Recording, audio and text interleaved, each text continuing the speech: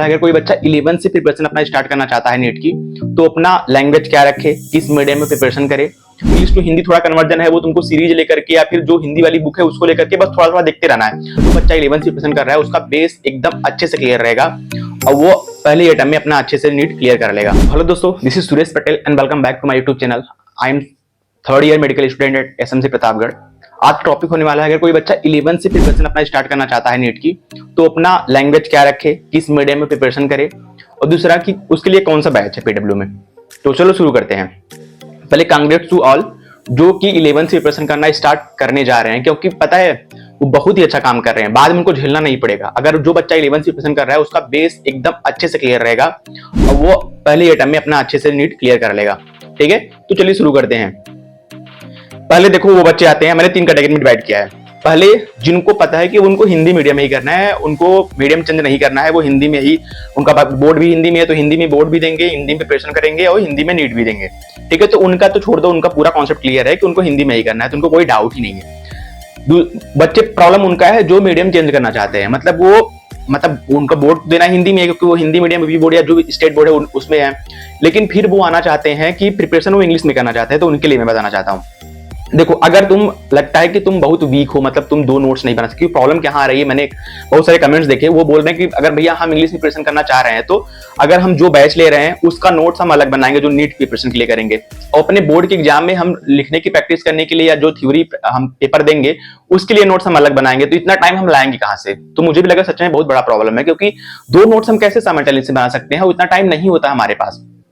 तो अगर तुमको लगता है कि तुम मतलब 2 अलग अलग मेहनत नहीं कर सकते और तुम मतलब अपनी एबिलिटी तो सबको पता है, तो अगर तुमको लगता है कि तुम नहीं कर पाओगे, तुम हिंदी मीडियम में लो। अगर जो वीक बच्चा है तो हिंदी मीडियम से प्रिपरेशन करे, अपना हिंदी मीडियम का बैच लो, ठीक है, और पढ़ाई करना स्टार्ट कर दो, कोई प्रॉब्लम नहीं। तुम 11th अच्छे से पढ़ो, हिंदी मीडियम प्रिपरेशन करो। 11th में तुम्हारे कोई बोर्ड होता नहीं है, और 12th भी तुम हिंदी मीडियम से करो, अपना बोर्ड एग्जाम दो अच्छे से हिंदी मीडियम से, बोर्ड तुम्हारा अच्छे से हो जाए, उसके बाद तुम नीट दे दो। ठीक है, अगर तुम्हारा पहले अटेम्प्ट में, अगर तुमने अच्छे से प्रिपरेशन कर दिया, तुम्हारा पहले अटेम्प्ट में आराम से हो जा रहा है। और अगर मतलब नहीं हो पा रहा है, कुछ नंबर से अगर रुक रहा है, अगर एक ड्रॉप आपको लेना पड़ रहा है, तो उस ड्रॉप में बस बायोलॉजी आप इंग्लिश वाली पढ़ लो, बाकी सब आप फिजिक्स केमिस्ट्री आप हिंदी में ही पढ़ो।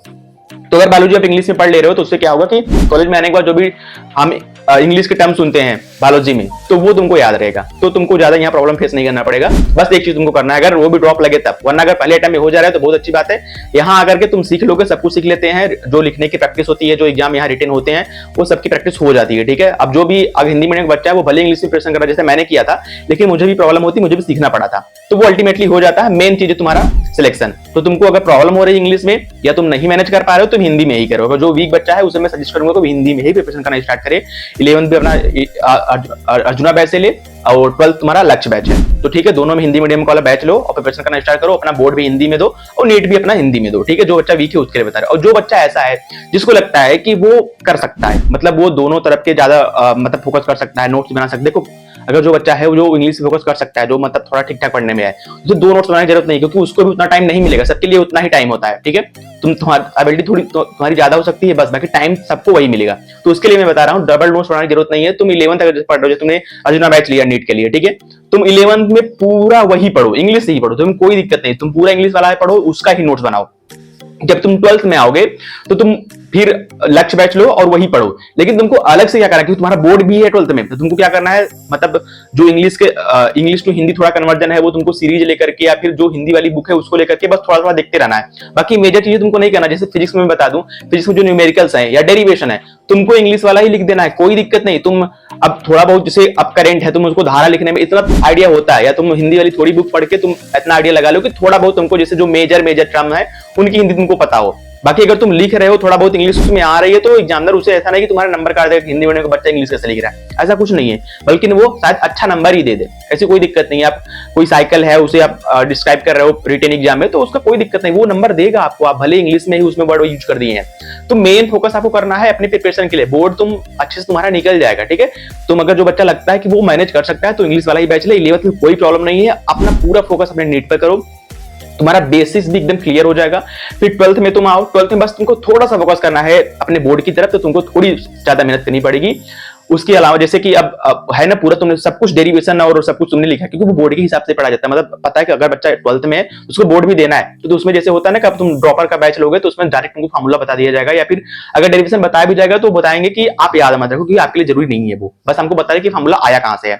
लेकिन तुम अब 12th लेवल पे हो तो तुमको क्या करना है, वो डेरिवेशन को भी याद करना है या लिखना है, जिससे तुम्हारे बोर्ड में भी काम दे।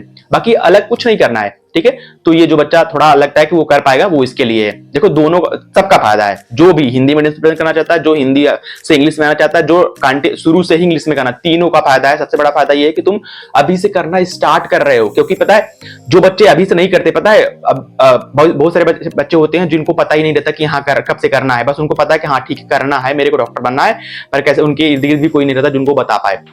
तो क्या करते हैं वो अपना 11th में कोई कोचिंग या कुछ नहीं लेते, स्कूल भी जा रहे हैं कभी नहीं जा रहे हैं, ऐसा स्कूल है कि पढ़ाई वढ़ाई हो नहीं रही है। फिर 12th में इसलिए पढ़ते हैं कि उनका बोर्ड है, वो भी इतना पढ़ते हैं कि बस उनका बोर्ड निकल जाए। फिर जब वो नीट की प्रिपरेशन करना स्टार्ट करते हैं, किसी भी एग्जाम की प्रिपरेशन करना स्टार्ट करते हैं, तब प्रॉब्लम होती है, क्योंकि उनका बेस ही नहीं क्लियर रहता, तब उनके 4 अटेम्प्ट 5 अटेम्प्ट लगते हैं। और अगर तुम पहले से ओरिएंटेड हो, तुमने पहले से पढ़ाई करी है, तो तुम अच्छे से, मतलब तुम्हारा जो बाद में टाइम वेस्ट होना है वो तुम्हारा टाइम वेस्ट नहीं होगा, तुम पहले ही सिलेक्ट हो जाओगे। तो इस बात को याद रखें, जो भी कर रहा है प्रिपरेशन 11 से अच्छे से करना, जितना तुम मेहनत अगर इधर कर दोगे तुम अपना टाइम उधर सेव करोगे। और टाइम कितना ज्यादा इंपॉर्टेंट है तुम किसी मेडिको से आकर के पूछ के देख लेना, उसको मतलब यही लगता है कि यार शायद मैं थोड़ा पहले मेहनत कर दिया होता और फिर और पहले आ जाता, मेरा अभी ये ईयर चल रहा होता मेरा ये, तो मतलब होता है कहीं कहीं रिग्रेट होता है। तुम जितना मेहनत अभी से कर लोगे, अगर 2 साल में तुमने मेहनत कर ली ना, तो यार देखो अगर जो बहुत अच्छे बच्चे हैं तो पहले अटेम्प्ट में निकाल लेंगे। अगर तुम एवरेज हो या थोड़े से बिलो एवरेज हो तो तुम मतलब एक अटेम्प्ट मुश्किल तुमको और लग सकती है, क्योंकि तुम्हारा होता है ना कि एक अटेम्प्ट में, मतलब इसमें बोर्ड था तुम्हारा तो हो सकता है तुमने कुछ एक्स्ट्रा मेहनत नहीं कर पाए, लेकिन जब तुम्हारा बोर्ड खत्म हो जाएगा तो फुल्ली फोकस तुम्हारा नीट पे करना है, जो एक ड्रॉप तुम अलग से दोगे। तो उसमें क्या करना है, तुम्हारे बेस तो क्लियर ही है, पूरा मेहनत करके जितनी भी वो होते हैं प्रैक्टिस होते हैं सब कुछ करके टेस्ट सीरीज बन करके, तो बच्चे एक अटेम्प्ट एक्स्ट्रा लेकर के निकाल लेते हैं। और बाकी जिनका बेस नहीं क्लियर होता उनको 3-4 अटेम्प्ट तो 1-2 अटेम्प्ट नीट को सीखने में और फिर उसको वो करने में निकल जाता है उनका टाइम। तो ठीक है, इसलिए बहुत जरूरी है कि तुम कर रहे हो और अच्छे से करना। कोई भी बैच लेकर के पढ़ाई करना वो मैटर नहीं करता कि तुम हिंदी से प्रिपरेशन कर रहे हो, इंग्लिश में कर रहे हो, या तुम कन्वर्जन कर रहे हो, जो भी कर रहे हो, लेकिन मेन बात है कि तुम देखो कॉन्सेप्ट जो होते हैं ना, उसका कोई लैंग्वेज नहीं होता और सारे टीचर जो पढ़ाते हैं वो सेम कॉन्सेप्ट पढ़ाते हैं, तो कोई दिक्कत नहीं है। तुम बस पढ़ाई अपने नीट के प्रिपरेशन स्टार्ट करो। और 11 से जो कर रहा है बहुत ही अच्छी बात है कि वो कर रहा है, ठीक है। तो ये बहुत बड़ा डाउट था, लगातार इससे कमेंट आ रहे थे, तो मुझे लगा इसके बारे में बताना चाहिए, तो मैंने बता दिया। बैच लॉन्च हो गया है या फिर लॉन्च होने वाला होगा, लेकर के पढ़ाई करना स्टार्ट कर दो, ठीक है। मैंने बताया ना, बैच के बारे में पहले बता दे रहा हूँ भाई।